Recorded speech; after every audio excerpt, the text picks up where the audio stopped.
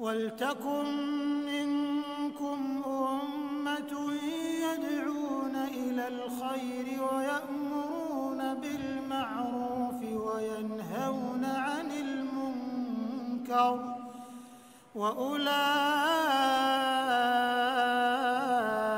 هُمُ الْمُفْلِحُونَ.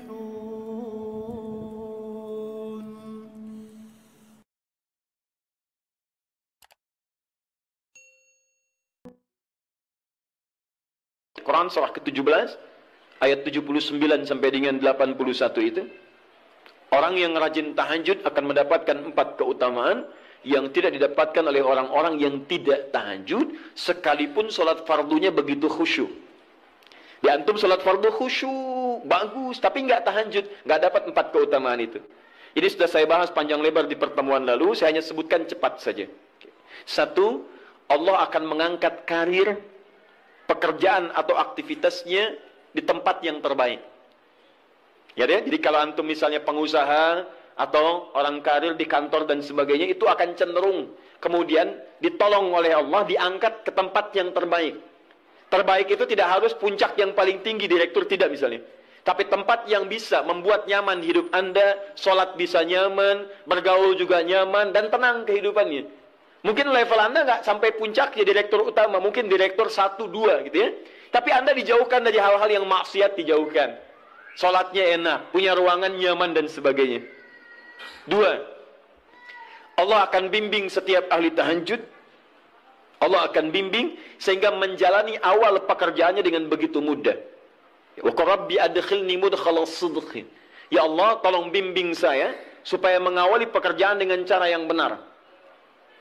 3, awas hati-hati. Anda memang posisi tinggi, sekarang dapat proyek. Apakah setiap yang dapat proyek menjalani pekerjaannya dengan benar? Belum tentu.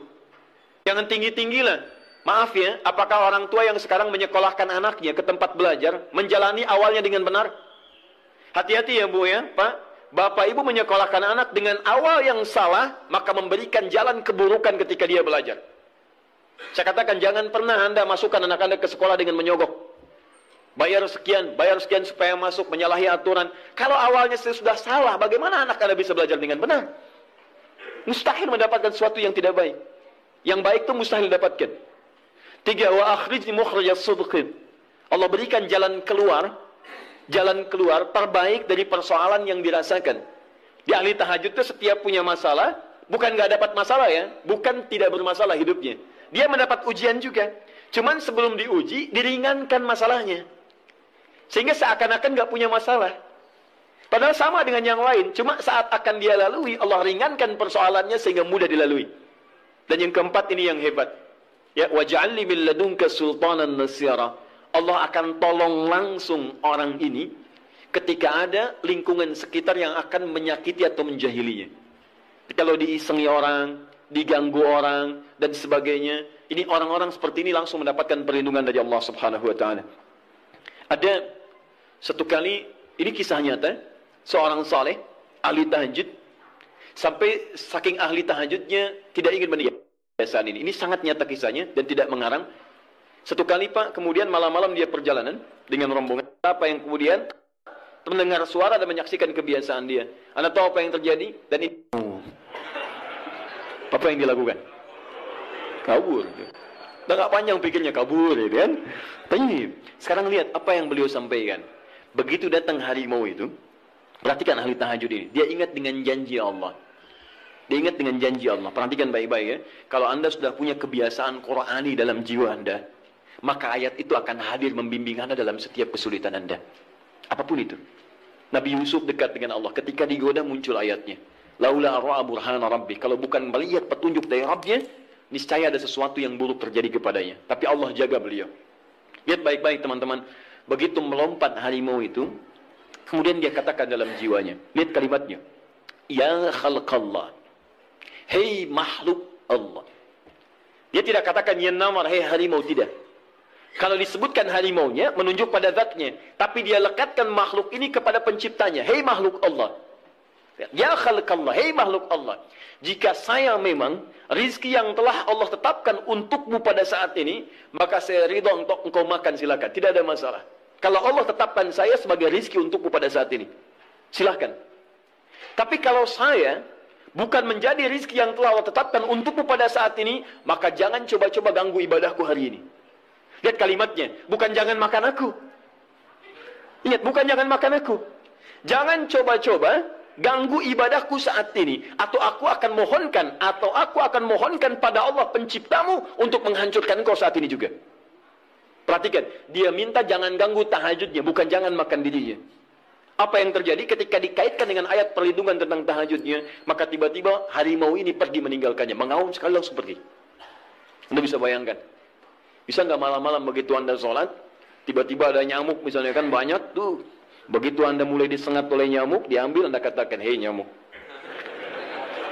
kalau ini memang rizki yang telah Allah tetapkan untukmu saat ini, sedot sebanyak-banyaknya, saya ikhlas. Tapi kalau bukan, jangan coba-coba ganggu saya. Atau saya mohonkan kepada Allah pencipta untuk menghancurkan kau saat ini juga. Masya Allah. Kira-kira apa reaksi nyamuk? Makin banyak kayaknya. Coba cek. Berarti chemistry-nya harus lebih dibangun lagi. Tingkatkan. Itu waj'alni min ladunka sultanan nasira. Nah, maka teman-teman sekalian, dari 4 ini, kemudian Nabi menguatkan tentang itu sampai muncul ayat-ayat khusus dari Al-Quran untuk memberikan jaminan-jaminan. Ini tambahannya. Yang kelima, ini yang belum saya sampaikan pertemuan lalu. Kelima, salat tahajud itu adalah kebiasaan ahli surga saat di dunia. Jadi kalau Anda ingin melihat ahli surga yang hadir di dunia, salah satunya lihat kebiasaan salat malamnya. Bukan nonton bola. Dan tidak dikalahkan oleh bola. Dia nggak peduli mau Kroasia menang 2-1 lawan Inggris, dia nggak peduli. Ya, mau Prancis menang 1-0 lawan Belgia, dia nggak peduli. Pokoknya terserah, yang penting juaranya Prancis misalnya, gitu kan? Tidak. Dia nggak peduli, mau siapapun nggak ada masalah. Dan tidak dikalahkan. Jadi kalau Anda ingin melihat kebiasaan ahli surga saat di dunia, lihat kebiasaan malamnya. Kalau dia bangun dan mengalahkan semua kebiasaan malam ahli dunia, maka itulah ahli surga. Salah satu kebiasaannya. Ya, kalau nanti turunan dari tahajudnya muncul, nanti saya terangkan. Yang berhasil tahajud, ciri-cirinya begini. Jadi jangan dilihat setiap yang malam sholat itu disebut ahli tahajud, belum tentu, ada ciri-cirinya. Tapi ciri yang pertama, yang melekat kuat, kelihatan nampak, pertama adalah ciri ahli surga, dia memiliki kecenderungan untuk sering bangun malam. Dalilnya Quran surah ke-51, ayat 15 sampai dengan ayat ke-17-nya. Innal muttaqina fi jannatin wa 'uyun, sungguh di antara orang takwa itu nanti akan ada yang mendapatkan hadiah taman surga. Apa keistimewaannya? Akhidhina ma atahum rabbuhum innahum kanu qabla dzalika muhsinin. Sungguh kebiasaan mereka itu saat di surga, keutamaan surga, taman surga ini, mereka akan langsung mendapatkan semua kenikmatannya dari Allah langsung. Kalau surga lain diberikan lewildanun mukhalladun, pelayan surga. Di kalau antum ikhwan oleh bidadari surga, yang akhwat oleh pangeran-pangeran surga. Ganteng cantiknya nggak usah dibayangkan, tak terlukiskan. Ada hurun in, ada seperti mutiara, ada seperti berlian. Oh, indah sekali. Dan kata Nabi, "Mala 'ainan ra'at wala udhunun sami'at wala khatara 'ala qalbi bashar." Ya, enggak pernah dilihat di bumi. Dia mengantarkan bi aqwabi wa abariqa wa ka'sin min ma'in, bawa gelas-gelas yang berleburan mutiara, emas dan sebagainya. Enggak seperti ini, enggak ada merek Akhir TV di sana nanti, ya. Semuanya indah. Tapi enggak terbayang. Tapi taman surga tidak. Allah langsung yang berikan tanpa perantara. Kun fayakun, enggak usah dibayangkan, laisa kamitslihi syai', ada seketika. Tapi yang hebat, apa kebiasaan ini? Kata Al-Qur'an langsung, ini Allah yang mempersaksikan. Innahum kanu qabla dzalika muhsinin, mereka itu ahli ihsan saat di dunia. Ayat 17-nya, kanu qalila minal laili ma yahja'un. Mereka itu malamnya sedikit tidurnya. Jadi punya kebiasaan bangun malam. Jadi kalau Anda, ini cara memahami ayat itu begini. Cara memahami ayat seperti ini, jangan mencari orang lain. Anda sendiri yang jadi bagian dari ayat itu. Jadi itu diinformasikan pada kita sebagai tawaran. Kita mau nggak berniaga dengan ayat itu? Mau nggak menjadi bagian dari ahli surga itu? Jadi jangan sibuk mencari kebiasaan orang. Kenapa Anda tidak membiasakan diri jadi bagiannya? Ya, jadi coba cek dari keluarga. Ada nggak sudah jadi bagian dari ahli surga di keluarga Anda? Sekarang pulang ke rumah, coba lihat dari sekian orang yang ada di rumah berapa yang bangun? Mula-mula cuma 2 orang, menikah suami istri belum bangun. Allah kirimkan anak belum bangun. Sudah ada cucu belum bangun. 10 orang di rumah nggak ada yang bangun. Masa satu pun nggak ada yang jadi ahli surga? Hai, coba.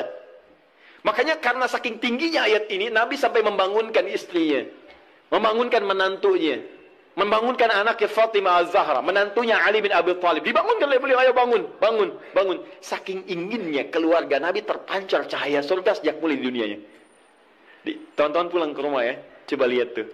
Anak-anak yang di pesantren kalau pulang dan sebagainya, malam bangun gak dia? Coba biasakan, bangun, bangun, bangun. Dan Anda akan rasakan hal yang sangat berbeda. 2.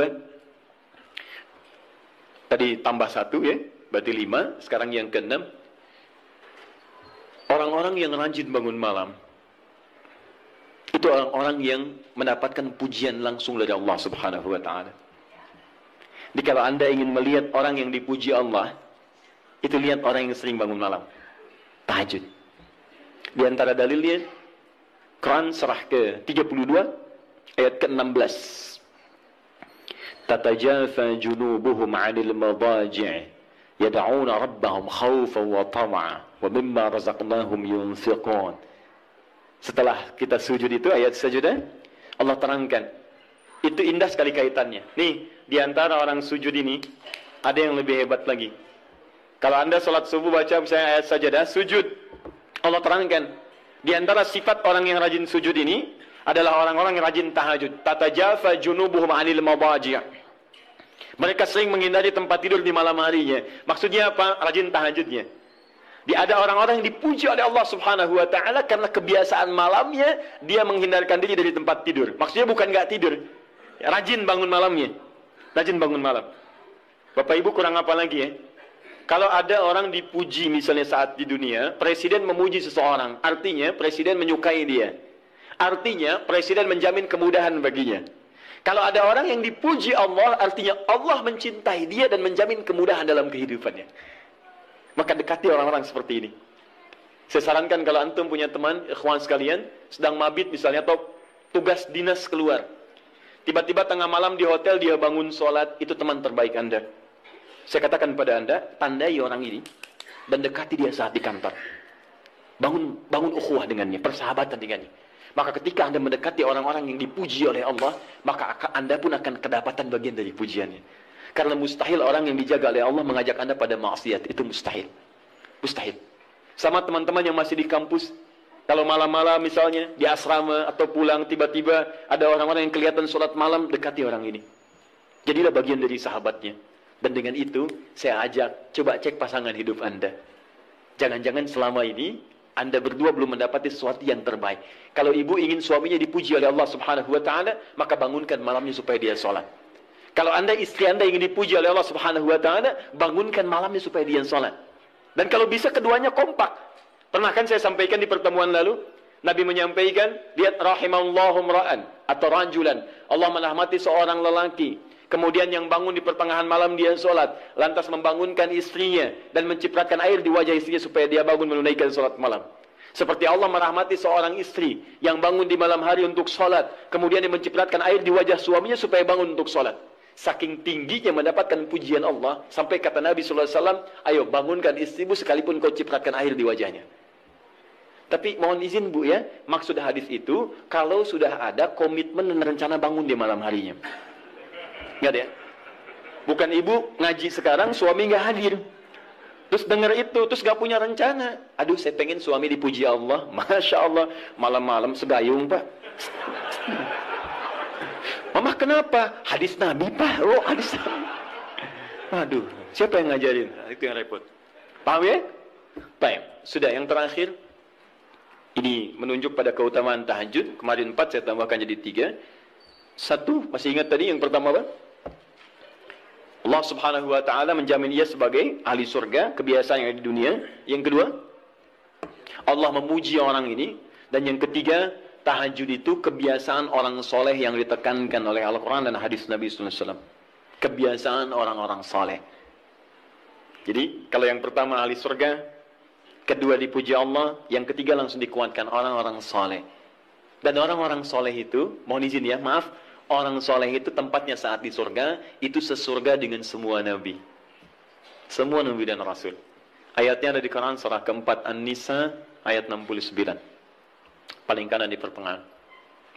وَمَنْ يُطِعِ اللَّهَ وَالرَّسُولَ فَأُولَئِكَ مَعَ الَّذِينَ أَنْعَمَ اللَّهُ عَلَيْهِمْ مِنَ النَّبِيِّينَ وَالصِّدِّيقِينَ وَالشُّهَدَاءِ وَالصَّالِحِينَ وَحَسُنَ أُولَئِكَ رَفِيقًا. Siapa yang mau menaati Allah dan Rasulnya, maka dia bisa sesurga dengan orang-orang yang telah Allah berikan jaminan nikmat surga untuk mereka. Di antara mereka para nabi, awas, para syuhada, siddiqin, orang-orang jujur, wassalihin, orang-orang saleh. Ini syahidnya di ayat ini bahwa orang-orang saleh akan sesurga bersama semua nabi. Saya pernah katakan pada Anda, kalau beberapa nabi saja, maka bahasa Arabnya bukan nabiyin, tapi anbiya. Anbiya. Karena itu ada surah ke-21, surah Al-Anbiya. Di situ dikisahkan beberapa nabi saja. Puncaknya di Quran surah 21 ayat 83 sampai 90. Di situ ada kisah Nabi Zakaria, kisah Nabi Yunus, kisah Nabi Ayub dan sebagainya. Anda bisa baca itu, ada turunan para nabi. Satu, hadis riwayat Abu Daud. Masih ingat ya? Abu Daud nama aslinya Sulaiman dari Sijistan, dikenal dengan Sulaiman As-Sijistani. Dia rawinya Ibn Abbas radhiyallahu ta'ala anhuma. Baik. Yang kedua, bisa diambil di Al-Bukhari.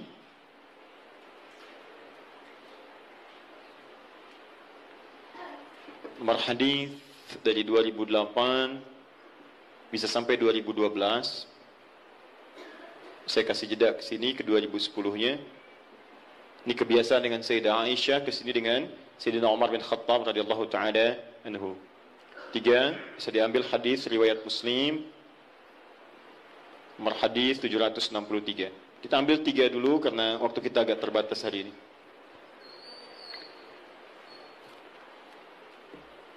Baik, yang pertama kita lihat. Sekarang kita akan bicara tentang teknis atau cara menunaikan tahajud. Sifat pertama, apakah tahajud ditunaikan sendirian atau karena bacaan tahajud Nabi sampai dengan kesalam. Ya, kita mulai bagian pertama. Bismillahirrahmanirrahim, tentang persoalan apakah salat tahajud ditunaikan sendiri atau berjamaah. Kita ambil hadis pertama di Abu Daud nomor hadis 1369. Hadis ini telah kami kopikan tentang dari awal pembahasan dan alhamdulillah saya hakul yakin sudah dibagikan, ya. Mungkin sebagian yang datang pada kesempatan ini ada yang belum mendapatinya. Mudah-mudahan nanti kita tampilkan kembali untuk bisa dipahami dengan baik. Singkatnya adalah ketika Nabi SAW menginap di rumah istri beliau Sayyidah Maimunah, kemudian Ibnu Abbas radhiyallahu taala anhuma juga ingin menginap di rumah Sayyidah Maimunah. Setelah itu tujuannya untuk mengetahui kebiasaan Nabi. Ini Bapak Ibu, maaf ya, kalau saya harus sampaikan permohonan maaf di awal, kebanyakan orang belajar hadis itu seringkali melewati muqaddimahnya, pengantar hadisnya. Hanya langsung ingin tahu poin-poinnya aja isinya seperti apa. Padahal pengantar hadis itu memberikan inspirasi pada kita membentuk karakteristik seperti orang-orang baik di masa lalu. Jadi saya sarankan kepada Anda, kalau Anda belajar hadis, kemudian ingin Anda bahas, ada 2 hal penting di hadis itu. 1 sanad, 2 matan. Sanad itu adalah singkatnya silsilah periwayat hadis yang meriwayatkan hadis itu sampai pada kita. Siapa yang meriwayatkan hadisnya? Pelajari kenapa dia bisa meriwayatkan hadis, apa kebiasaannya. Yang kedua matan. Matan itu isi hadisnya. Nah sekarang lihat baik-baik ya. Ibnu Abbas ini yang meriwayatkan hadis kita ini, yang sampai kepada kita. Siapa Ibnu Abbas ini? Ini masih kecil anaknya. Ya, anaknya Abbas. Abbas punya 2 anak laki-laki, satu Fudail, kedua Abdullah. Abdullah ini ketika dilahirkan, suasananya lahir tumbuh di akhir-akhir kehidupan Nabi SAW. Jadi masih kecil. Nabi meninggal dunia wafat, usianya masih 13-14 tahun. Tapi ingat betul, Abdullah kecil ini diinvestasikan oleh orang tuanya untuk belajar pengetahuan dari Nabi SAW.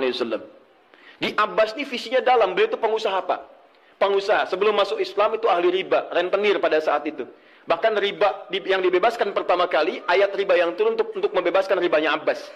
Dibebaskan, begitu keluar dari jerat-jerat yang buruk itu, usahanya meningkat jadi kaya. Tapi hebatnya, status kekayaannya tidak melunturkan visi hidupnya untuk mendekatkan anaknya dekat dengan Nabi SAW. Jadi tidak menghalangi Anda. Anda boleh jadi direktur apapun, silahkan. Direktur A, direktur B, pengusaha A, pengusaha B, nggak jadi masalah. Tapi masa iya sih dari sekian anak Anda nggak ada yang hafal Quran? Anda harus punya cita-cita.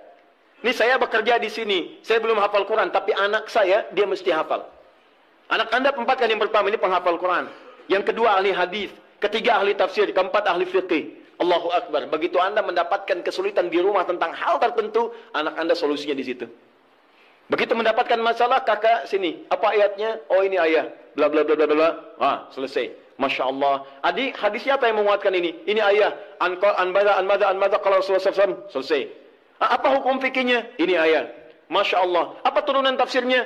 Ini abi. Masya Allah. Sudah. Ustaz nggak laku. Nggak lengkap di rumah. Ya. Nah ini disiapkan oleh Abbas, anak pertama saya. Karena dia sudah dewasa, maka saya hibahkan untuk membantu Nabi. Makanya banyak kisah tentang sirah Nabawiyah wafatnya Nabi, itu hanya berhenti wafat di pangkuan Sayyidah Aisyah. Berwudu, sholat, di pangkuan Sayyidah Aisyah wafat. Tapi siapakah yang membawakan air wudunya? Fudail, kakaknya Abdullah.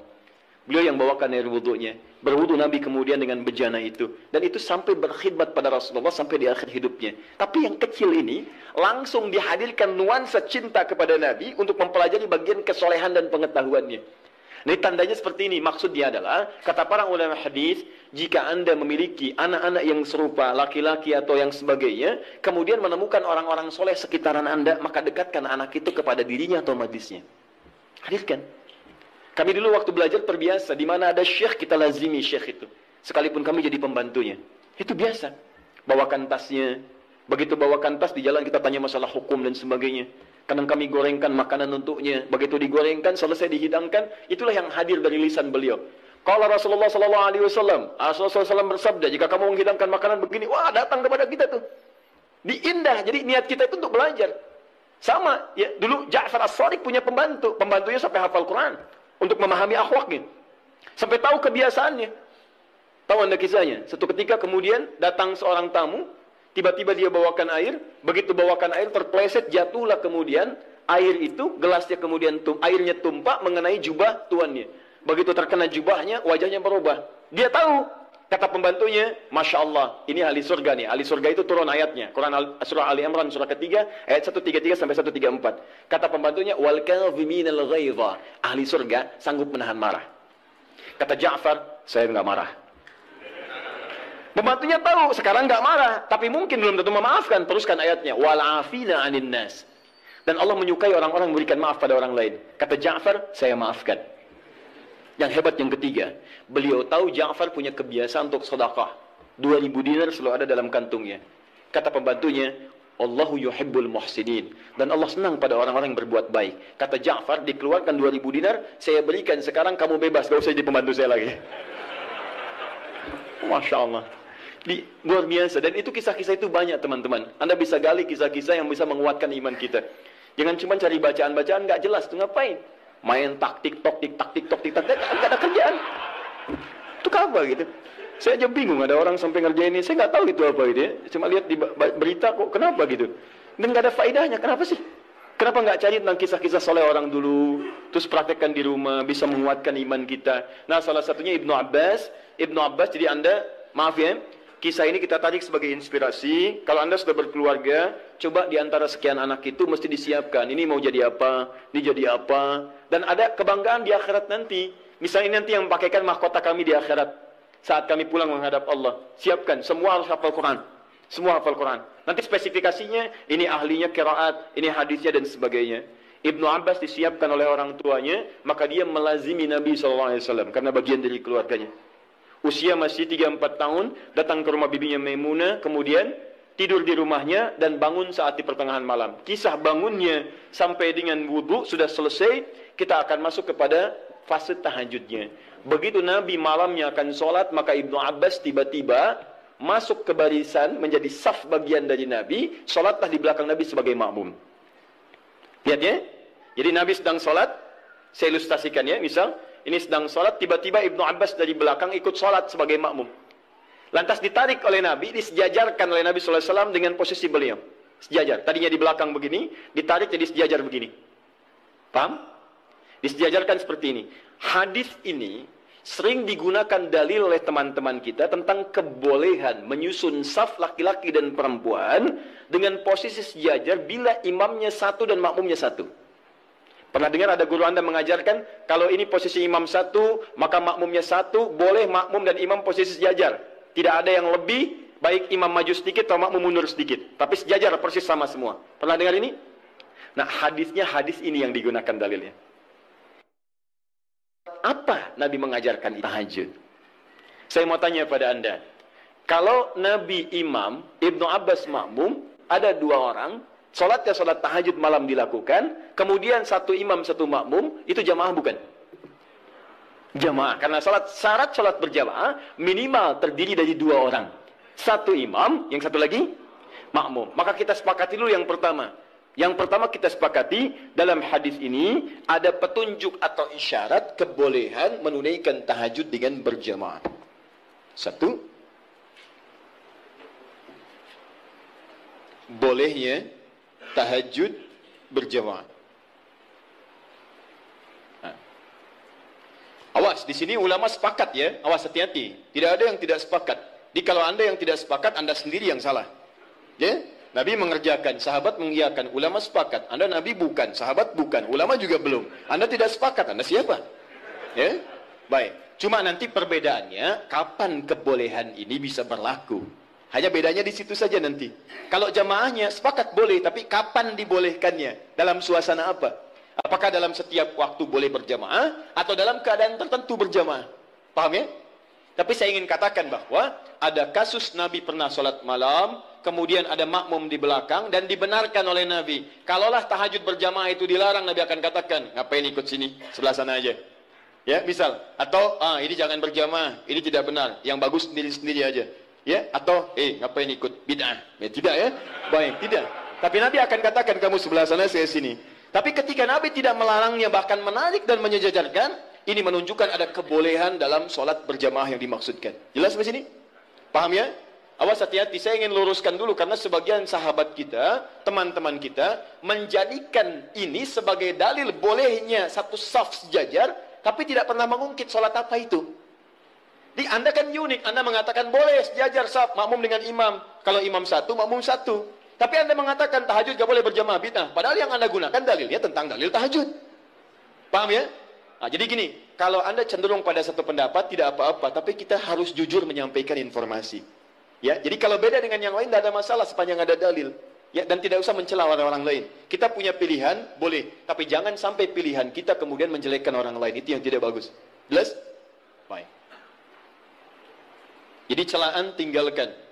Ibadah kerjakan. Itu yang dimaksud, ambil baiknya, tinggalkan buruknya. Dan tidak usah rame gitu kan. Nah, sini. Satu. Dalil kedua. Bismillah. Sayyidah Aisyah radhiyallahu taala anha. Diriwayatkan di Al-Bukhari dan nomor hadis 2008 sampai ke 2010-nya. 2012 untuk sahabat Umar bin Khattab radhiyallahu taala anhu. Jaa ashabu Rasulullah sallallahu alaihi wasallam. Datang beberapa orang sahabat Nabi sallallahu alaihi wasallam. Fahum Abdullah bin Mas'ud radhiyallahu taala anhu, Hudzaifah al-Yamani radhiyallahu taala anhu, wa Ubay bin Ka'ab radhiyallahu taala anhu. Baik, datang beberapa sahabat Nabi sallallahu alaihi wasallam, di antara mereka adalah sahabat Abdullah bin Mas'ud, kemudian Hudzaifah al-Yamani, kemudian Ubay bin Ka'ab radhiyallahu taala anhum jami'an. Fasa'alu Sayyidatah Aisyah radhiyallahu taala anha. Mereka bertanya kepada Sayyidah Aisyah, semoga Allah meridai kepada beliau, an sifati salatin Nabi sallallahu alaihi wasallam, tentang sifat salat malamnya Nabi sallallahu alaihi wasallam. Faqalat, maka beliau menyampaikan, riwayatnya cukup panjang, ya. Makana yazidu fi Ramadan wala fi ghairihi ada 11 rakaat. Ya, sepanjang tinggal di rumah saya, sepanjang bersama saya, perhatikan cara menerjemahkannya. Sepanjang bersama saya perhatikan baik di Ramadan atau di luar Ramadan, beliau tidak pernah lebih dari 11 rakaat. Ya, jadi 11 rakaat di Ramadan, di luar Ramadan 11 rakaat. Tapi tolong catat baik-baik ya, cara menerjemahkannya sepanjang bersama saya. Sedangkan Nabi, istrinya tidak hanya Sayyidah Aisyah. Tadi saya katakan ada Sayyidah Maimunah, ada Sayyidah Zainab dan sebagainya. Dan di tempat lain Nabi pernah 13 rakaat. Seperti saya sampaikan di tempatnya Sayyidah Maimunah. Nabi 13 rakaat. Ada bahkan yang kurang dari itu, ada yang lebih daripada itu. Tapi di rumah Sayyidah Aisyah 11 rakaat. Dan ini telah tuntas di pertemuan lalu. Perhatikan, yusalli arba'an, kemudian beliau salat 4 rakaat. Thumma yusalli arba'an, kemudian 4 rakaat. Thumma yusalli thalathan. Beliau salat 4 rakaat, 4 rakaat dan 3 rakaat. 4, 4, 3. 4 tambah 4, 8 tambah 3, 11. Ini seperti kesimpulan di pertemuan lalu, boleh kita menunaikan solat malam dengan 11 rakaat, formulasinya 4, 4, 3. Kalau anda ingin 2, 2, 2, 2, ujungnya 1, boleh. Hadisnya telah saya sampaikan. Bahkan masih tertulis di Abu Dawud nomor hadis 1369. Jadi kalau 11, boleh gunakan 2, 2, 2, ujungnya 1. Atau kalau witirnya 3, kemudian 8 tambah 3. Atau 4, 4, 3. Selesai. Tapi pembahasan kita bukan di situ. Teruskan hadisnya. La tas'al an husnihinna wa tolihinna. Tapi jangan ditanyakan bagaimana panjang dan bagus bacaannya. Jangan ditanya. Maka setelah peristiwa itu, beberapa malam kemudian mereka mengikuti Nabi SAW, sholat di belakang Nabi SAW dalam kesempatan sholat malamnya. Dimulai dari Hudzaifah, dimulai dari kemudian Abdullah bin Mas'ud dan yang lainnya. Yang paling menarik, bahkan tersebut nanti di Al-Bukhari, bahkan di hadis Muslim, teman-teman sekalian, indah. Kata Hudzaifah, termasuk Abdullah bin Mas'ud, tidak ada sholat seindah sholat di belakang Nabi SAW. Tidak ada sholat seindah sholat di belakang Nabi SAW. Ini yang mereka kisahkan sholat malam. Kata Abdullah bin Mas'ud, Rasulullah SAW kemudian membaca 100 ayat Al-Baqarah pertama. Saya duga akan selesai, ternyata beliau lanjutkan. Yang paling menarik, lihat. Ketika beliau membaca ayat tasbih, maka beliau berhenti bertasbih terlebih dahulu. Ketika membaca ayat doa, maka beliau berhenti berdoa terlebih dahulu. Ketika kemudian sampai pada ayat-ayat perlindungan, perlindungan itu tentang berlindung dari neraka, dari azab dan sebagainya, maka beliau berhenti untuk berlindung kepada Allah dari semua keburukan itu dulu. Anda bisa bayangkan, nanti ketika masuk ke bacaan saya terangkan tentang makna ini. Tapi poinnya adalah, saya mau tanya pertama kali, 3 orang sahabat ini sholat di belakang Nabi dalam kesempatan sholat fardu atau sholat sunnah? Sunnah. Sholat sunnahnya siang atau malam? Malam. Malamnya tahajud atau bukan? Artinya, boleh kemudian dalil ini bahkan tersebut di kitab yang sangat sahih, hadisnya sahih, menunjukkan kebolehan menunaikan sholat tahajud secara berjamaah. Paham? Baik. Ini dalil yang kedua. Ini dalil yang kedua. Tapi bagaimana pemahaman ulama dalam menafsirkan kebolehan ini? Karena jangan tafsirkan oleh kita sendiri. Rujuk para ulama. Ibnu Majah nomor hadis 233. Innal ulama warathatul anbiya. Sungguh para ulama itu pewaris para nabi. Wa innal anbiya la yurithuna dirhaman wala dinaran, walakinnahum yurithuna al-ilma. Sedangkan para nabi tidak pernah mewariskan dinar dan dirham. Mereka mewariskan pengetahuan. Artinya, kalau ada ilmu yang pernah disampaikan oleh Nabi, maka kita harus merujuk pada pemahaman ulama. Bagaimana mereka menafsirkannya. Paham ya? Awas. Dan ulama itu luar biasa. Mereka belajar puluhan tahun. Imam Al-Bukhari itu menulis Sahih Al-Bukhari 16 tahun. Sebagian di Mekah disempurnakan di Madinah. Lalu anda menyimpulkan dalam 16 jam. Mustahil. Ya? Nah ini, dalil-dalil tadi menunjukkan kebolehan sholat berjamaah. Lantas bagaimana memahami tentang kisah-kisah tadi dalam kebolehan yang dimaksudkan, maka ulama terbagi pada 2 pendapat utama dari sini. Dan ini yang boleh kemudian kita amalkan dalam kehidupan. 1,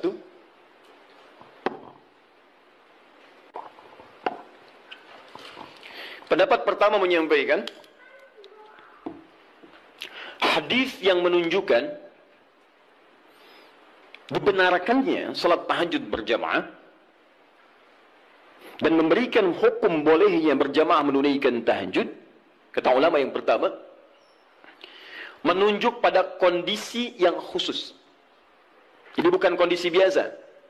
Artinya jika kondisi ini ada, maka yang terbaik anda tunaikan berjamaah. Tapi kalau kondisi dimaksud tidak ditemukan, maka sendirian itu lebih utama. Apa kondisinya? 1, memberikan tuntunan atau pelajaran bagi orang yang belum terbiasa menunaikan tahajud. Belum biasa dia. Ya, belum ada kebiasaan pada dirinya. Ini menunjuk pada hadisnya Ibnu Abbas radhiyallahu taala anhuma. Kan ini baru pertama kali berkunjung kan ke rumah bibinya Sayyidah Maimunah, kemudian tiba-tiba sholat di belakang Nabi, oleh Nabi ditarik, diajarkan bagaimana caranya menunaikan sholat malam, kekhusyuannya dan sebagainya. Jadi kalau Anda misalnya dalam kondisi ingin membimbing orang-orang tertentu, misal di rumah suami ingin membimbing dengan istri atau membiasakan dengan anak-anak yang belum terbiasa sholat malam, ya, tiba-tiba anak Anda beranjak misalnya jadi semakin dewasa, sudah baligh, Anda ingin bangunkan malam hari, jangan biarkan dia sendiri. Khawatirnya karena belum terbiasa, belum mengerti cara menunaikan sholat malamnya. Paham ya? Tiba-tiba Allahu Akbar, rakaatnya kencang, alhamdulillah sedang tahajud. Lama lah keluar bunyinya, lama-lama ketahuan tidur di sejadah itu kan? Nah, karena belum terbiasa. Ya, Allahu Akbar, baca surat, sudah baca surat, ruku Allahu Akbar, begitu sami Allahu liman hamidah, kedengaran dari samping gol, ya, berubah suasana hidupnya. Salatnya ditinggalkan, kemudian langsung update status, itu kan repot juga. Ya, kekinian karena belum terbiasa menunaikan dia.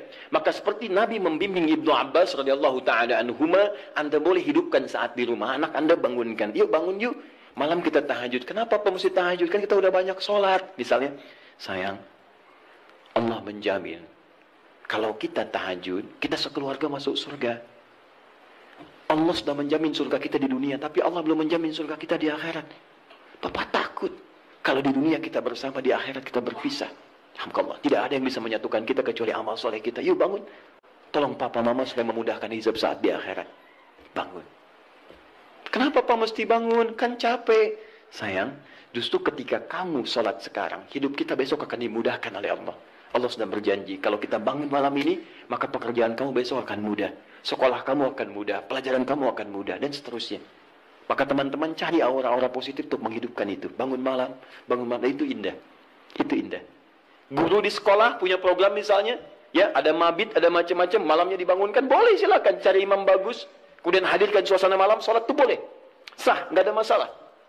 Baik, dua, bukan dua yang bawahnya ya, dua yang masih poin satu. Jadi 1A tadi, jika ada suasana ingin membimbing kalangan tertentu atau orang-orang tertentu yang belum terbiasa menunaikan sholat malam. Dua, sudah? Dalam rangka melatih atau menghadirkan kekhusyuan, dalam rangka melatih atau menghadirkan kekhusyuan,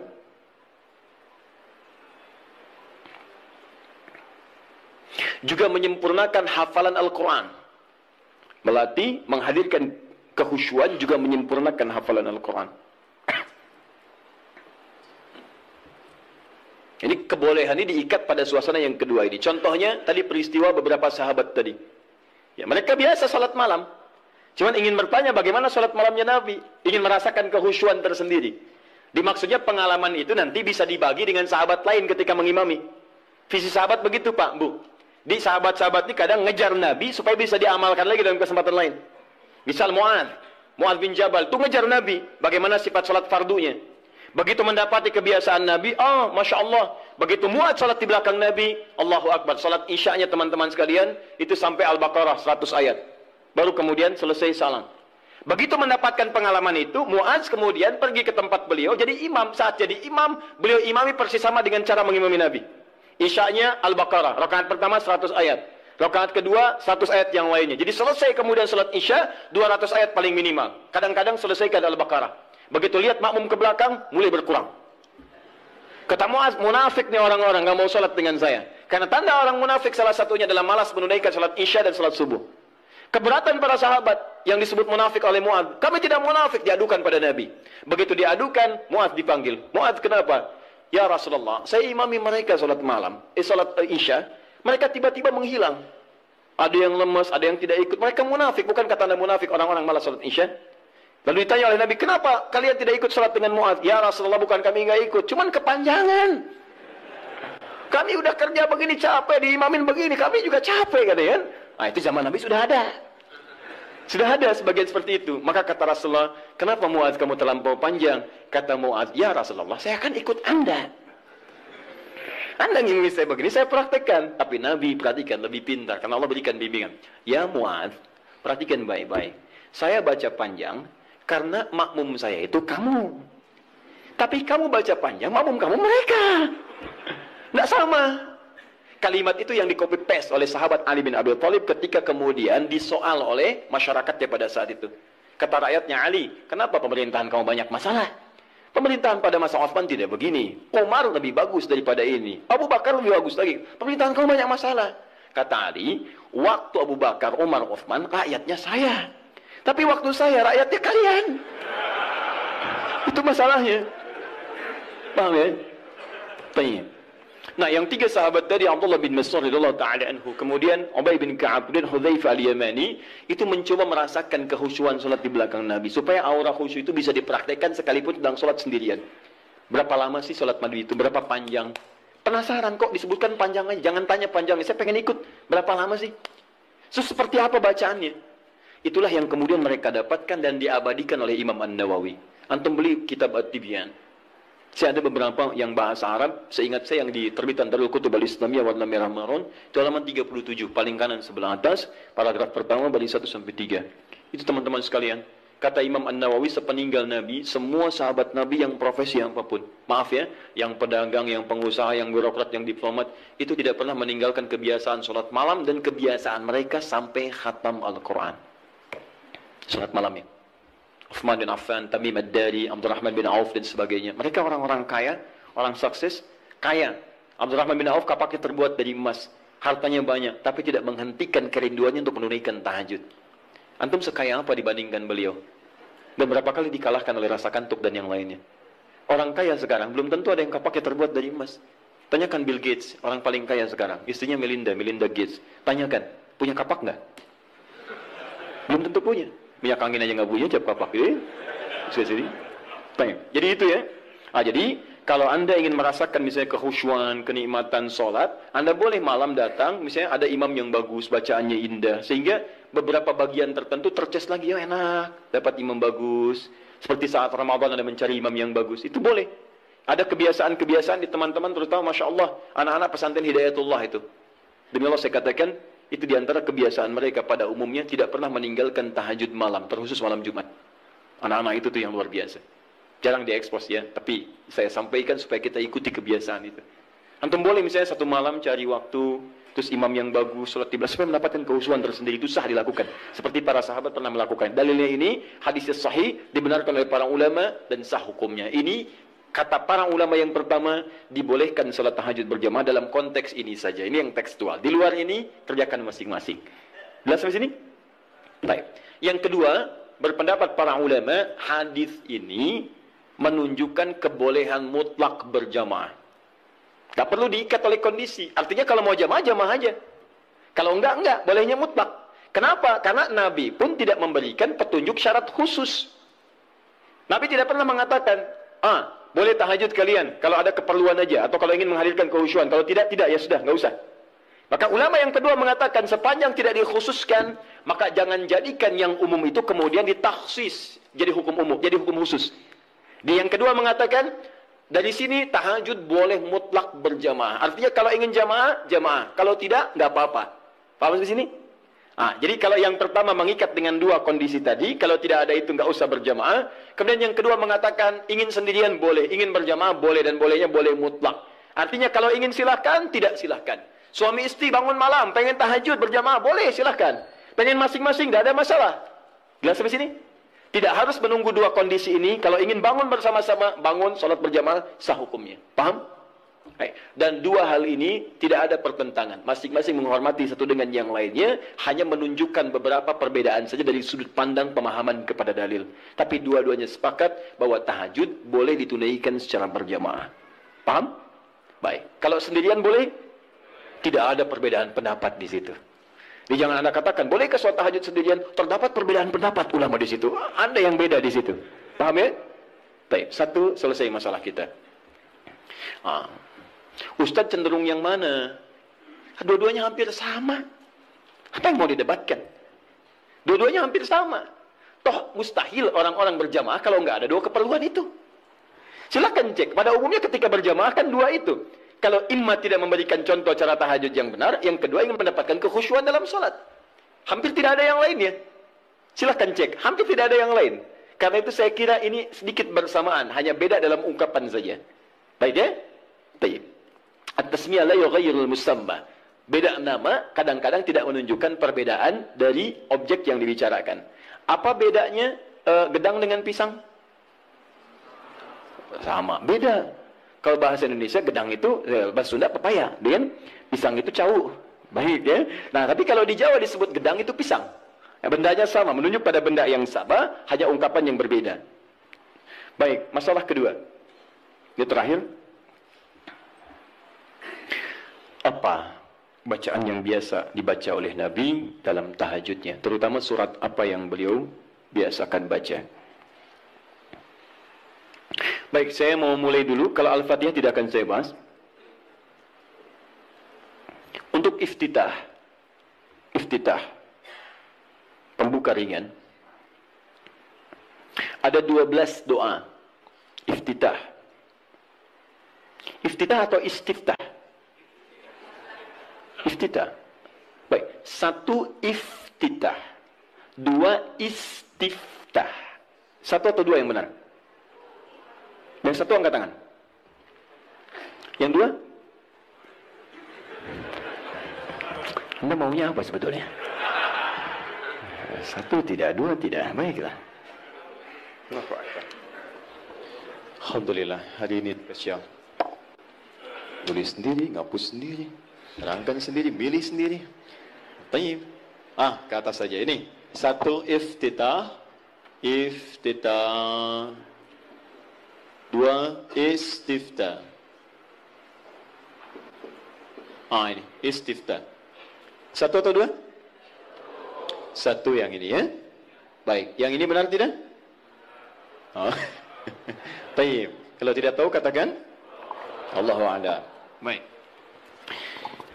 Dua-duanya benar tulisannya.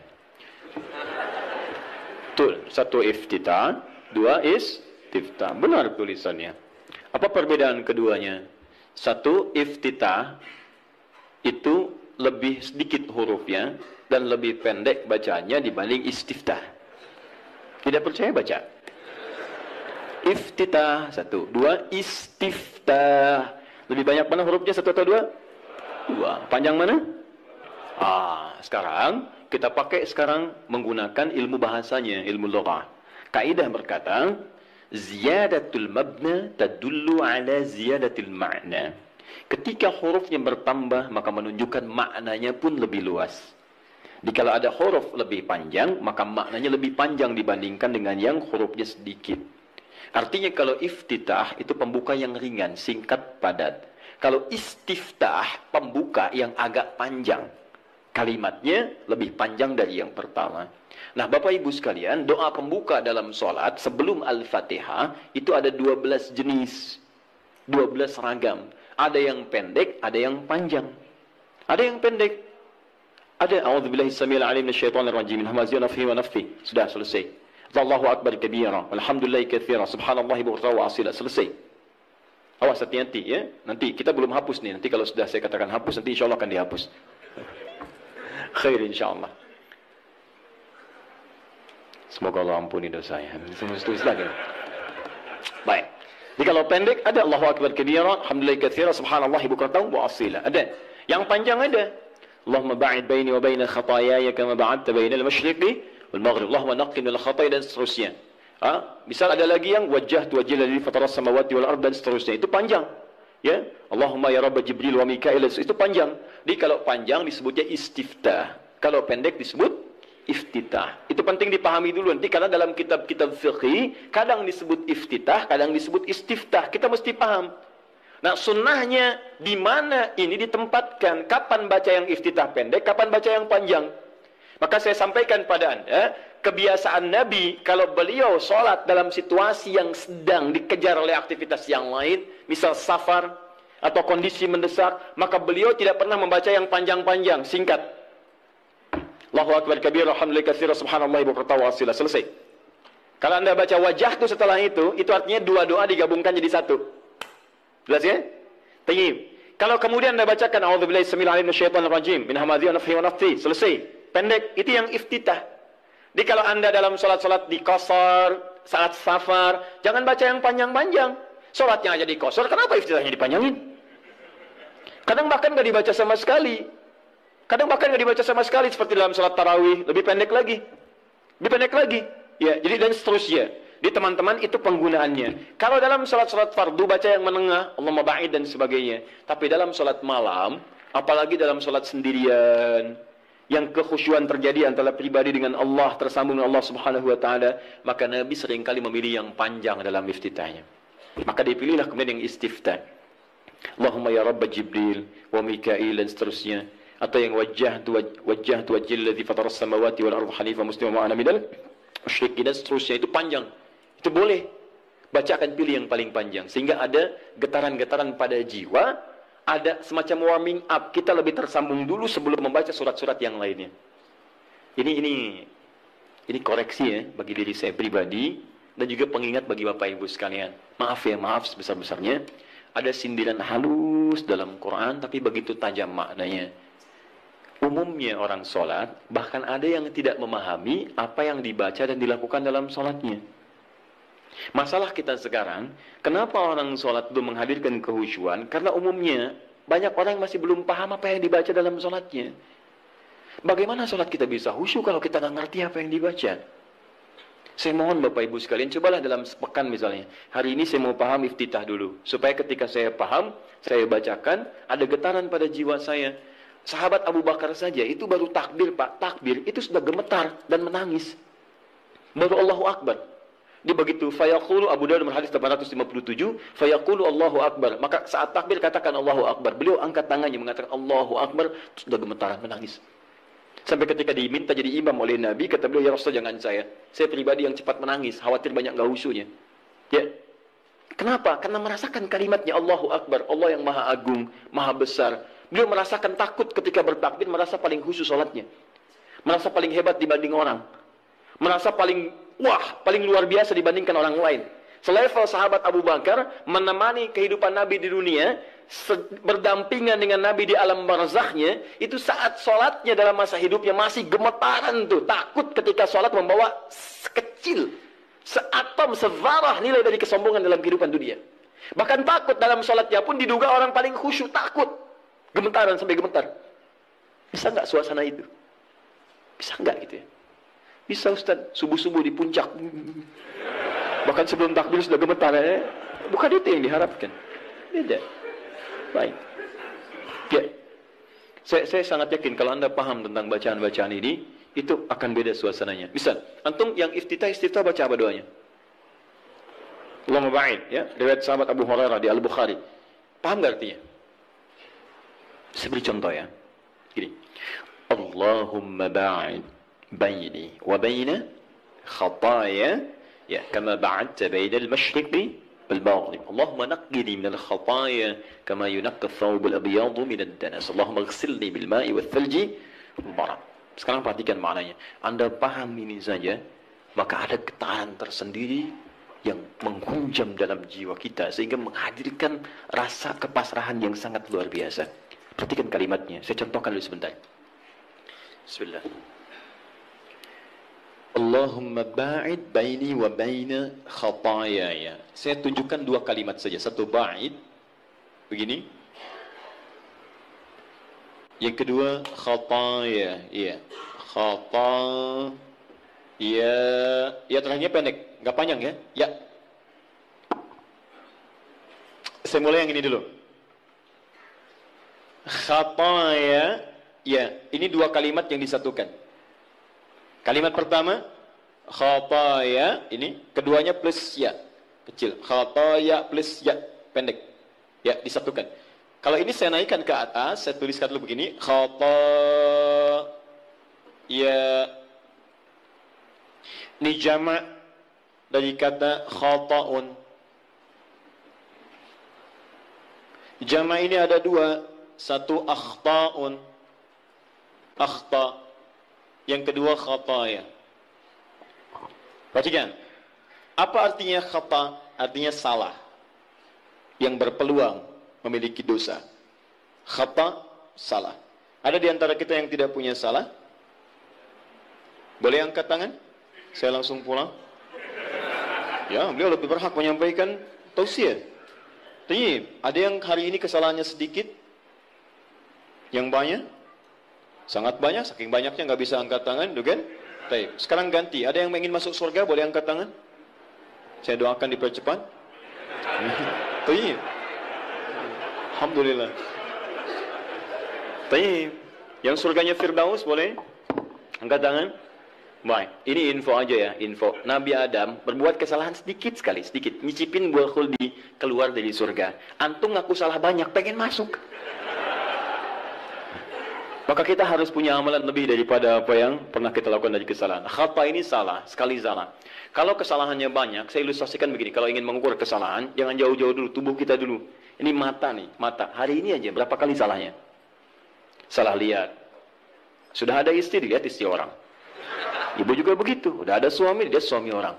Kenapa suami saya nggak seperti Ustadz ya? Suami ibu. Ya. Paham ya? Nah, itu baru mata, belum telinga, belum lisan, belum pikiran dan sebagainya. Paham ya? Nah, kalau kesalahannya jadi banyak, tapi masih bisa dihitung, itu akhta namanya. Akhta. Salah, tapi masih terhitung. 1, 2, 3, 4, 10. Hari ini 50 salah. Ya Allah, berarti saya harus cari 50 amalan untuk menutup yang salah ini. Salah harus ditutup oleh soleh. Berarti saya harus mengerjakan amal soleh untuk menutup yang salah. Bagaimana caranya?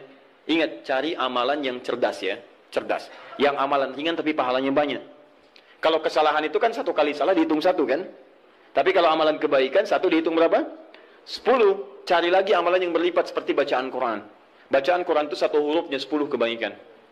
Jadi begitu Anda melakukan tak sadar nih ada kesalahan nih 30 misalnya. Begitu Anda baca Quran alif lam mim yang bukan dosa besar, Alif 1 huruf, lam 1 huruf, mim 1 huruf di hadis Nabi At-Tirmidzi hadis 2910. Ya kan? Maka seketika yang kita nggak duga salah itu dihilangkan oleh Allah. Hilang. Makanya yang nggak baca Quran sehari itu rugi. Demi Allah rugi saya katakan. Karena dia nggak sadar beberapa kesalahan dia tidak tergugurkan dalam kesehariannya itu. Coba kalau mau hitung-hitung. Aduh saya salah 5 nih.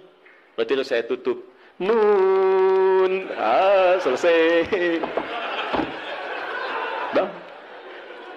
Itu orang hitungan. Balik sini. Tapi kalau Anda merasa seperti tadi, aduh nggak terhitung nih, banyak kesalahannya. Nggak bisa keukur. Maka rubah jamaknya menjadi jamaknya yang kathrah. Khataya. Jadi ada jam'ul qillah, jamak tapi masih bisa terhitung. Ada jam'ul kathrah di ilmu nahwu. Jamak tapi sulit untuk dihitung saking banyaknya. Banyak. Rubah kalimatnya dari akhta jadi khataya. Paham? Nah, terus Anda ngaku. Saya memang mengakui ya Allah banyak salah seperti tadi itu. Ngaku banyak. Mata salah, telinga salah, kaki salah. Semua salah ya Allah. Saya ngaku banyak salahnya. Amal saya sedikit. Kalau Anda mengakui kesalahannya, tambahkan ya kecil di ujung kalimat khatayanya. Maka khataya ya. Jadi kalau kalimat itu disatukan khataya ya, maknanya saya mengakui saya banyak salahnya. Nah, kalau Anda ingin dihapuskan, dijauhkan dari kesalahan itu sejauh-jauhnya, maka sesuatu yang dijauhkan sejauh-jauhnya bahasa Arabnya ba'id. Ada tasydid ba'id, ada pakai alif ba'id. Kalau tasydid begini, ini di ilmu lugah ya, ba'id ada tasydid ini. Itu artinya jauhkan tapi masih kelihatan. Oleh ikhwah ba'id sa'an nih. Teman-teman tolong jauhkan jam itu dari saya. Anda jauhkan misalnya. Tapi saya masih lihat, itu pakai tasydid, ba'id. Tapi kalau sudah pakai alif, ba'id, itu artinya jauhkan sejauh-jauhnya sampai saya nggak bisa lihat lagi. Perhatikan kalimatnya. Teman-teman, ketika Anda mengatakan Allahumma ba'id baini wa baina khataya, ya, kama ba'adta bainal masyriqi wal maghrib. Bagaimana cara menerjemahkannya? Ya Allah, saya akui di salat ini bahwa saya banyak berbuat salah. Saya akui ya Allah. Saya akui. Tapi saya mohon dengan sifat-Mu yang maha pengampun, tolong jauhkan saya dengan kesalahan-kesalahan ini sejauh-jauhnya. Saya nggak pengen lihat lagi sampai kiamat. Karena sekecil apapun kesalahan kita, itu akan ditampakkan. Man ya'mal mithqala dzarratin khairan yarah, wa man ya'mal mithqala dzarratin syarran yarah. Yang baik ditampakkan, yang buruk pun diperlihatkan. Dia nak katakan dalam salat, saya ngaku saya salah ya Allah sebelum salat ini. Saya ngaku, saya banyak salahnya. Tapi Engkau maha pengampun, saya mohon ya Allah, jauhkan dari saya nggak pengen lihat lagi sampai kiamat, mohon ya Rabb. Jauhkan seperti Engkau jauhkan antara timur dengan barat yang tidak pernah bertemu. Maka saya pun tidak ingin bertemu lagi dengan kesalahan-kesalahan saya nanti. Itu poinnya. Makanya kalau Anda kaitkan lagi dengan tips salat khusyuk dalam Quran, kan di Quran itu, di Quran surah kedua, ayat 45 sampai 46, orang khusyuk itu merasa bahasa singkatnya, saat akan salat, mungkin itu salat terakhir bagi dia. Wa annahum ilaihi raji'un. Ya, dan mungkin saat itu dia akan kembali kepada Rabbnya. Makanya kata para ulama, kalau Anda ingin salatnya khusyuk, mungkin bayangkan saat itu, saat salat terakhir Anda, mungkin diwafatkan dalam keadaan sujud. Itu paling indah. Kita tidak menduga kapan dan suasana apa kita meninggal. Saya lihat beberapa hari ini dikirim video, Masya Allah, ada yang sedang berdiri, tiba-tiba merasa sesuatu, terus dia sujud, terus tidak bangun lagi. Dan kita tidak tahu dalam suasana apa kita akan wafat. Mau sholat meninggal dalam keadaan sujud? Nanti asar ya? Insya Allah. Sini belum selesai. Ini. Tapi, Masya Allah. Itu pun kalau meninggal, kalau tidak ya, bukan pilihan. Tapi kita bisa memilih dalam keadaan apa kita wafat. Kita tidak bisa mengetahui kapan kita wafat, tapi kita bisa menyiapkan diri dalam suasana apa kita wafat. Kata para ulama, kalau Anda ingin selalu baik, maka rasakan dan bayangkan saat terfikir berbuat maksiat, rasakan seketika Allah akan mewafatkan Anda pada saat itu. Maka demi Allah Anda akan dijaga dalam kebaikan. Antum kembali ke kantor sekarang, ada yang ngajak korupsi misalnya, disogok, bayangkan saat disogok Anda wafat. Apa tidak malu Anda ikut ta'lim, ikut ini, wafat dalam keadaan menerima sogokan? Ketika Anda ingin menghujat orang lain lewat tulisan, lewat kata-kata, bayangkan saat menghujat Anda diwafatkan. Ya, apa tidak malu ikut ta'lim tiap waktu tapi diwafatkan dalam keadaan mencela orang lain? Sayang. Nah, maka itu yang saya katakan, ba'id, Anda paham itu saja, satu saja, maka Anda rasakan, ya Allah saya banyak salah. Bagaimana kalau saat ini salat terakhir saya? Dalam sujud ini wafat saya masih membawa kesalahan, mohon ya Allah, saya mohon ampuni saya, jauhkan saya dengan kesalahan-kesalahan yang pernah saya lakukan. Seperti engkau jauhkan dari timur dengan barat. Ini yang menjadikan sahabat Abu Bakar belum mengucapkan ini saja sudah menangis terseduh. Dan kita ada di mana?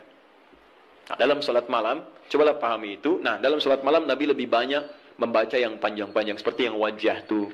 Itu indah. Kenapa dibaca yang wajah tu? Salah satu yang roba Jibril, roba Mikail. Kenapa yang dibaca itu? Karena salat malam itu, waktu malam hari, buka Quran surah ke-73 ayat yang ke-6. Karena waktu malam itu, waktu yang paling tepat untuk menyentuh jiwa kita. Bacaan-bacaannya lebih menghunjam kepada jiwa.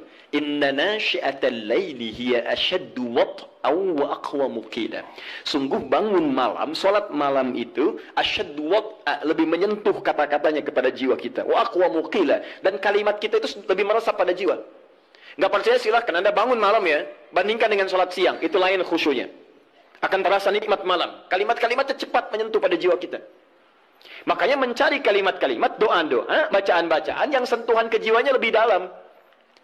Wajjahtu wajhiya lilladzi fatara as-samawati wal arda hanifan muslima wa ma ana minal musyrikin. Duhai Allah, malam ini aku bangun, ku hadapkan sepenuhnya diriku ya Allah, ku pasrahkan kepadamu penguasa langit dan bumi. Aku berjanji tidak akan musyrik selama hidup ya Allah. Inna salati wa nusuki wa mahyaya wa mamati lillahi rabbil alamin. Duhai Allah, sungguh salatku malam ini, semua ibadahku, hidupku, atau engkau wafatkan aku di malam ini. Wa mamati. Atau engkau wafatkan aku di malam ini. Saat Anda bangun malam jam 2, terus ada kalimat itu Anda ucapkan dan Anda paham artinya. Atau engkau wafatkan aku di malam ini ya Allah. Lillahi rabbil alamin. Hamba ikhlas. Kalau itu sudah ketetapan Tuhan penguasa alam. La syarika lahu bidzalika umirtu ana minal muslimin. Dan saya ikrarkan mulai hari ini ya Rabb, saya tidak akan berbuat dosa-dosa apalagi musyrik. Dan seperti itu saya diperintahkan, saya komitmen mengerjakan hamba yang terbaik. Wa anna minal muslimin. Dan kalau saya diberikan kesempatan untuk hidup esok hari atau sekarang saya wafat, saya berjanji akan jadi orang Islam yang lebih baik lagi. Saya akan makin patuh. Makanya kalau orang baca iftitah atau istiftah dengan bacaan ini dan tidak lebih baik setelah sholat, ada yang salah dengan kata-katanya. Tapi itu indah saat dibacakan di malam hari. Cobalah malam bangun, hadirkan suasana itu, baca dengan baik, dan itu nyaman ke jiwa kita. Ya, kita lebih butuh kalimat-kalimat itu untuk menyentuh jiwa dibanding kesibukan. Sekarang malam itu dibuat seperti siang. Padahal kata Quran, waja'alna al-laila libasa waja'alna an-nahara ma'asya. Malam itu kami desain kata Allah untuk istirahat, siang untuk aktivitas. Sekarang orang dipaksa beraktivitas di malam hari. Ya, maaf ya, yang Piala Dunia itu mereka masih siang, kita yang nontonnya malam. Kita yang malam, mereka siang.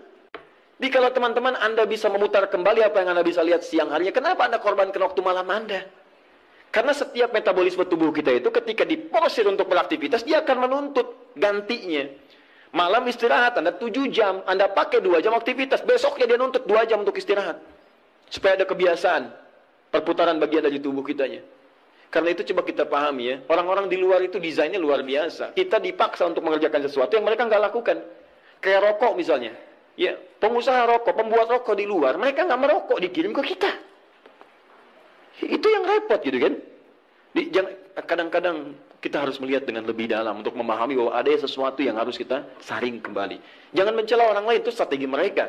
Tapi kita bisa memilih untuk mendapatkan yang baik atau meninggalkan yang buruk dalam kehidupan. Jelas ya? Baik, ini yang iftitah surah terakhir dan saya berhenti di sini dan saya mohon maaf barangkali ini bagian terakhir dari sesi bahasan. Untuk sementara saya tidak membuka tanya jawab dulu karena kami jam 3 harus sudah berada di Bekasi. Untuk bisa menyerahkan beberapa teman-teman yang akan berangkat haji pada tahun ini, persyaratannya kami koordinasikan, itu harus diserahkan hari ini. Ya, jadi mohon pengertiannya ya, teman-teman sekalian. Surah terakhir. Time. Surat apa yang dibaca oleh Nabi? Secara singkat, ada tiga jenis surah yang umumnya dibacakan oleh Nabi SAW dalam kesempatan salat malamnya. 3 jenis surah. Alhamdulillah. 1, surat yang ringan. Surat yang ringan. Saya tidak katakan pendek ya, tapi ringan. Ingat baik-baik. Surat yang ringan yang diisyaratkan bagi para pemula yang menunaikan salat tahajud. Surat yang ringan yang diisyaratkan bagi para pemula dalam menunaikan salat tahajud. Contoh dalilnya Quran surah Al-Muzammil surah 73 ayat 20. Faqra'u ma tayassara minal Quran. Bacalah yang ringan-ringan dari Quran yang Anda hafalkan. Ringan. Ya. Berapa ringannya Nabi? 100 ayat Al-Baqarah. Tahu, sampai kaget di luar. 100 ayat. Kadang-kadang beliau baca 10 atau 11 ayat terakhir surah Ali Imran. Ya, dalam satu rakaat. Jadi ukuran ringannya bisa relatif. Ya, ringan bagi Nabi, belum tentu ringan bagi kita. Tapi prinsipnya cari yang ringan. Misal begini, tadi kan maaf ya, ibu bapak, Nabi kan tadi pernah sholat, di belakangnya ada sahabat kecil, namanya siapa? Masih ingat? Ibnu Abbas. Itu kan masih kecil, balik aja belum. Ya, mau dinaikkan surat yang panjang susah. Makanya dibaca yang ringan. Pada saat itu riwayat yang muncul ketika sholat di belakangnya Ibnu Abbas, itu Ali Imran 10 ayat terakhir. Ya, bahkan dari 11 ayat terakhir yang inna fi khalqis samawati wal ard dan sampai ujung ayatnya. Ya, ringan. Maka dari itu ketika Anda misal mendidik anak salat malam, bangkit di malam hari tiba-tiba dia ikut, jangan baca yang panjang-panjang. Anak Anda 5 tahun bangun, lihat Anda salat, mama sholat, pengen ikut, Allahu Akbar. Ya Allah, Alhamdulillah anak saya ikut, mumpung ikut Al-Baqarah. Akhirnya kesan pertama bagi dia, sholat malam itu sulit. Di begitu Anda melihat anak Anda ikut misalnya yang kecil, atau misalnya yang besar tapi belum biasa, berdiri lama, peringan sholatnya. Wadduha. Sehingga ada merasa enak dia. Oh ternyata sholat malam itu nggak panjang-panjang. Cuman ad-duha. Besoknya alam nashrah, lebih pendek lagi. Besoknya al-falaq. Masya Allah, naik lagi. Tadinya ikut 2 rakaat, besoknya 4 rakaat, 6 rakaat. Begitu 11 rakaat, stabil mulai. Al-Baqarah, Ali Imran, An-Nisa. Kalau dia akan bertanya, mah bosan kok Ad-Duha terus, cari yang lain dong. Anda naikkan. Al-Baqarah ya, nggak apa-apa. Bismillah, naik. Dan itu indah. Itu indah. Paham ya? 2. Sudah? Surat yang tersusun dalam Al-Quran, surah-surah yang tersusun dalam Al-Quran secara tertib dengan tujuan mengulang yang dihafal atau memperbanyak yang dibaca. Dengan tujuan mengulang yang dihafal atau memperbanyak yang dibaca. Kalau yang tadi yang ringan-ringan, sekarang justru terbalik. Panjang. Jadi panjangnya ini diurutkan. Jadi kalau ada yang sudah hafal Quran, maaf ya, sudah hafal, maka jangan tinggalkan tahajud. Ciri penghafal Quran itu nggak meninggalkan tahajud. Nah, dalam tahajudnya, dia mendesain salatnya itu untuk mengulang hafalan. Itu yang dikerjakan para sahabat. Bahkan ada yang semalam 30 juz. Ada yang semalam misalnya 1 juz dulu. Saya target 30 malam, bisa 30 juz. Tiap malam 1 juz. Boleh. Silahkan sekarang Al-Baqarah juz pertama. Ya, dari Al-Fatihah sampai Al-Baqarah 141, misalkan. Kemudian malam keduanya 142 sampai 253. Teruskan lagi 252. Selanjutnya 253 sampai Ali Imran, terus An-Nisa sampai 30 malam 30 juz dia selesai. Itu boleh. Ya. Atau misalnya semalam 5 juz. Boleh. Karena itu dia. Jadi kalau Anda sudah terbiasa menghafal Quran, sehari bisa 5 juz, Bu, Pak. Ya, mengulangnya itu, usahakan ulang. Jadi subuh 1 juz, zuhur 1 juz, asar 1 juz, maghrib 1 juz, isya 1 juz. Kalau tidak mau capek dibagi 2, setengah juz sebelum subuh, setengah juz setelah subuh. Terus sehari 5 juz, mulai hari Sabtu, hari Ahad 10 juz, Senin 15 juz, Selasa 20 juz, Rabu 25 juz, Kamis 30 juz, Jumat berdoa kepada Allah. Khusus berdoa, tidak mengulang. Jumat itu doa minta, ya Allah, Engkau minta salat, saya salat, Engkau minta menghafal, saya menghafal, Engkau minta mengulang, saya mengulang. Engkau minta berdoa, sekarang saya bermohon kepadamu ya Rabb. Kalau saya sudah sholat, saya sudah berinfak, sudah menghafal Quran, belum engkau kabulkan juga, maka mohon tunjukkan pada saya dengan cara apa lagi saya mesti bermohon kepadamu. Maka doa penghafal Quran ketika dia bisa khatamkan dalam 6 hari itu, Jumatnya mubarakah untuk dia. Itu yang disebut oleh orang Arab Jumat mubarakah, Jumat mubarakah. Semoga Allah turunkan keberkahan. Nah, nanti yang Anda hafalkan sampai Isya itu diulang, malamnya pakai dalam tahajud. 5 juz, dibagi misalnya 10 rakaat, ya, 1 juznya, 1 rakaatnya setengah juz. Rakaat terakhir witir misalnya, ya, atau silahkan bagi ke 23 rakaat atau yang lainnya. Intinya adalah silahkan ulang-ulang hafalan atau sengaja untuk memperbanyak bacaan di malam hari. Anda hafal Al-Baqarah, pengen dipakai tahajud, boleh. Ya, Al-Baqarah 286 ayat bagi 11 misalnya rakaat, silahkan, sah untuk memperbanyak dan mengulang bacaan. Paham? 3. Ini jenis yang terakhir. Dan ini yang sangat jarang dilakukan. Padahal Nabi itu banyak disebutkan dalam riwayat sering mencontohkan ini. Memilih surah-surah yang sesuai dengan keperluan Anda, kebutuhan Anda. Memilih surah-surah yang sesuai dengan kebutuhan Anda, keperluan Anda. Tadi saya katakan di awal, semua surah Al-Quran itu adalah didesain sebagai pedoman hidup kita. Jadi semua masalah kita solusinya ada di situ. Saya pernah bacakan di awal jumpa kita banyak ayat di Quran tentang hidup kita. Nah, kenapa Anda saat malam tidak bermohon kepada Allah lewat salat Anda? Maaf teman-teman, Bapak Ibu sekalian, dengan membaca surah yang terkait dengan kebutuhan Anda. Misal, Anda yang sedang mencari nafkah, kenapa tidak baca ayat-ayat tentang nafkah di Quran? Minta dimudahkan, kan ada. Di Al-Baqarah 168, Al-Baqarah 172, Al-A'raf ayat ke-96 misalnya. Tentang rezeki di Quran 151 ayat ke-22 misalnya. Ada semua. Anda yang sedang kesulitan misalnya di rumah dan sebagainya, kenapa nggak baca ayat-ayat tentang kemudahan? Ya, mudah urusan rumah. Misalnya Quran surah ke-4 ayat 34, 35 gitu kan. Kalau ada persoalan minta kepada Allah solusinya. Kemudian ada di Quran surah ke-65 ayat 2 sampai 3 tentang masalah-masalah yang umum. Anda yang di birokrasi, sekarang banyak orang saya tuh bingung ya. Kalau masa-masa pemilihan tuh banyak mengerjakan hal yang tidak perlu. Padahal kata Quran itu, di Quran surah 3 ayat 27 kan jelas. Dari 26 sebetulnya, sampai 27-nya. Jelas.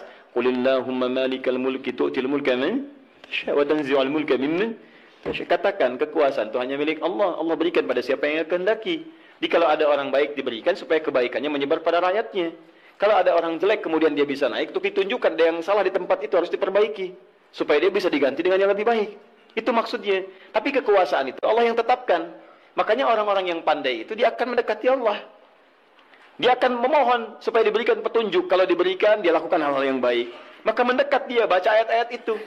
Sebetulnya kepala-kepala yang calon pilkada, calon pemimpin dan sebagainya, calon kepala daerah dari mulai yang ringan sampai yang besar, kalau dia paham tentang ayat itu, dia bangun malam, dia minta petunjuk kepada Allah. Itu titipan. Karena kalau cuma jadi pemimpin, Fir'aun pun pemimpin.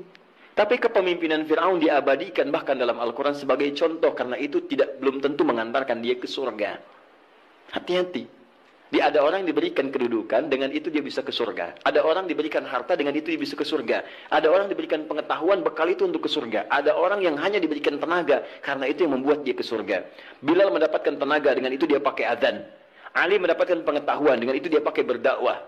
Baik, sebagian sahabat mendapat kedudukan, di antara mereka ada Umar bin Khattab. Ia dipakai untuk mengantarkan ke surganya. Yang harta benda seperti Abdurrahman bin Auf. Tapi jangan lupa, ada Fir'aun yang pernah mendapatkan kedudukan, diberi contoh, tapi tidak bisa mengantarkan ke surganya. Ada Qarun yang ketika dia punya harta hanya dipakai foya-foya. Jadi kalau orang sekarang hanya ingin ikutan foya-foya, dia ketinggalan, telat dia. Keduluan Qarun. Katakan pada orang kaya, ya ibu-ibu sosialita misalnya, yang cuman gosip datang macam-macam. Kalau cuman begitu, katakan terlambat sejak zaman Nabi Yusuf. Sudah ada sosialita yang cuman gosip. Kumpul-kumpul. Katanya di sini ada orang ganteng ya. Sampai kejebak kan situ. Oh, tuh. Emang dia nggak tahan. Yusuf keluar. Begitu keluar, wah, mahadza basyarin hadza ila malakun karim. Ini sih bukan manusia, ini malaikat yang sedang menyamar. Ganteng-ganteng Nabi. Oh. Orang sekarang ganteng-ganteng serigala. Digosipin lagi. Tuh, udah ada kasusnya banyak. Jadi untuk apa kalau cuma kumpul-kumpul nggak ada kerjaan, harta dibanggakan? Cari ayatnya. Begitu Anda dihadapkan pada suasana itu, baca. Malamnya bangun, sujudnya lamakan, sholatnya pilih yang sesuai. Teman-teman yang mau menikah, ya, yang belum ada jodoh misalnya, kan cari ayat-ayat supaya Allah bimbingkan. Ya, calon-calon yang bagus. Kalau laki-laki pasti perempuan calonnya. Cari ayat perempuan-perempuan yang baik, atau sebaliknya. Ada Quran 51 ayat 49, kan? Ada Quran surah 49 ayat ke-13, kan? Ada kalau mendekat ke pernikahan, Quran surah 30 ayat 21. Anda ingin samara, tapi ayatnya nggak pernah dikaji. Ya, walaupun istri Anda calon yang namanya samara, tapi kalau nggak pernah dibaca ayatnya, mustahil baca. Quran surah 30 ayat 21 baca, yang belum nikah, ya. Orang bilang jomblo, nggak apa-apa, Anda jomblo fisabilillah, ya. Berusaha untuk mendapat yang terbaik. Jomblo dibagi 3, jomblo fisabilillah, jomblo syariah, dan jomblo sengketa, ya. Nanti kita bahas lain waktu lah bagi yang belum menikah. Baik. Jomblo sengketa itu pilihannya banyak tapi belum bisa menentukan, ya, sehingga jadi persoalan. Kenapa jadi ke situ? Jadi itu intinya ya. Itu intinya. Cari, kalau belum bisa, cari indeks-indeks ayat-ayat Quran, di indeks-indeksnya apa, pelajari itu, dan contohnya banyak di hadis-hadis Nabi sallallahu alaihi wasallam atau amalan-amalan para sahabat. Bahkan Nabi Zakaria ketika salat di mihrabnya Maryam itu, apa yang beliau baca dalam salatnya? Beliau memohon supaya diberikan karunia keturunan. Qala rabbi habli min ladunka dzurriyyatan thayyibah innaka sami'ud du'a. Quran surah 3 ayat 38 sampai 39. Apa yang terjadi? Begitu dibacakan itu, turun jawaban dari malaikat, kamu akan punya keturunan. Dijawab langsung. Ya Anda ini bagaimana keperluannya pengen proyeknya lancar, yang dibaca minal jinnati wan nas. Qul a'udzu birabbin nas, qul a'udzu birabbin nas. Ya susah dikabulkan, proyek banyak gangguan, jin lagi yang datang, kan? Sudah ya? Cukup dulu ya?